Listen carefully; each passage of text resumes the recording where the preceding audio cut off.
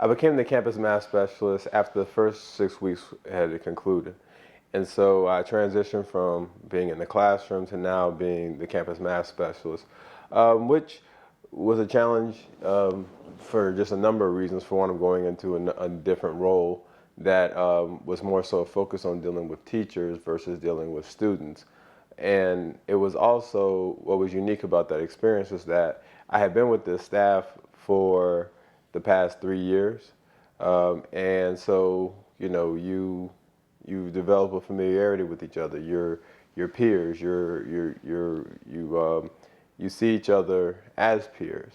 And I think when you get into a position such as the math specialist, um, you're a peer, but not necessarily seen as a peer in that way, because you don't have any supervisory responsibility, but yet you kind of have to ask people to do certain things for you. Like you're like in this weird position of you don't have any power, but you have to find a way to get people to do things in order to change the way that they're going about working with the kids. And so that definitely is a challenge, no matter how you come into that position. But it's even a greater challenge, I think, when you were just literally yesterday working with them as a peer, and now you're working with them as somebody who's telling you potentially how to teach. And so that definitely came with its challenges. The one challenge that I think that you run into with that I think I didn't even think about, is that some people thought somebody else probably would be better at that position that also was another teacher on the campus. And that person themselves that may have gone out for that position may have thought they were more qualified for the position than you. So you really run into having to, when it's all said and done, deal with that and figure out how to really still get people all moving in the same direction. And so I would say it was definitely in the beginning a great challenge, because when people think that working with kids is challenging, working with kids seems challenging when you're working with kids. Working with adults is way more challenging than working with kids. In the grand scheme of things, you can really get kids to do whatever you need them to do. They may push back here and there, but there's always ways to kind of be able to get a kid to be able to do what you need them to do. When it comes to adults, adults will push back more than kids will, and there's really nothing that you can do about it. And so you got to figure out how to make things work with adults. And so one thing I had to learn over time was that you have to get the adult to see what's in it for them. How does this benefit me? Because ultimately you're trying to get them to benefit the kid, but you need them to understand how it benefits them in order for them to do the behavior you need to benefit the students. And so in the beginning, though, one thing I'll say is you learn a lot about yourself. And you learn about your style. I remember the first time that we had I had to lead a math meeting.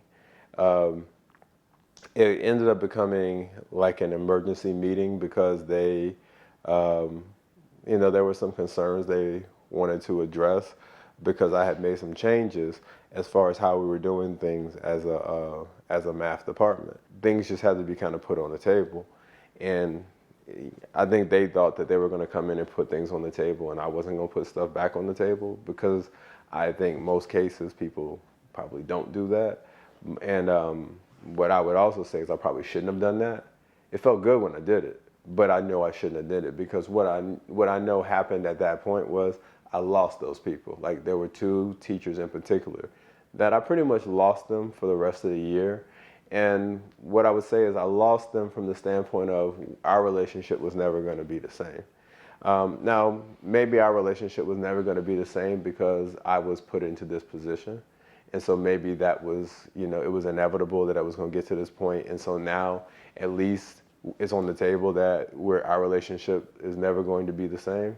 But it just kind of, at least I knew that was the case.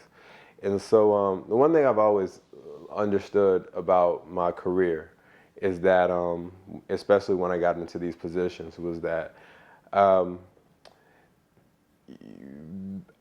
if you focus on everybody liking you, then you run the risk of really not getting anything accomplished. What I knew that I was polarizing. Like, there are some people that would do anything, and if I say let's go do this, they're 100% on board with what I'm looking to do. Like, they believe in me. They believe in that I'm in the vision that I've put forth, because a lot of them, they see what they saw, like the effort that I put into it. Like, I never would tell you to do something I wouldn't do myself. And you saw what I was willing to even try to do by myself. And so those people always had people that were on my team. So even within, when I got into that role, there was a group of math teachers that were so excited that I had the position and that what I was bringing to the table. And there was another group that they just couldn't accept it. You're just going to deal with that when you get into these positions. You're never going to get 100% people liking you. You're never going to get 100% of people that hate you. There should be a balance. And so you just have to figure out how to work with those that like you, and also figure out how to work with those that may not necessarily think of you the best. And so what ended up happening there is, we went through the year, and I think what started happening was they started seeing that the things that I was doing were actually working. They were able to understand their students better. The data was something that was more evident for them. Like, I did a good job of really packaging the data and presenting it to them on a weekly basis and giving them an understanding of not just the data holistically, but where their data is for each individual student. And so I think they started looking at, like, the benefit of me being in this position, because they didn't have any of this prior to this point. I think the biggest lesson I learned from that whole experience was that working with teachers is just going to be different than working with students. And so you're going to have to figure out how to get the teachers to do what you need them to do. And that's going to look differently than the same thing you do with students.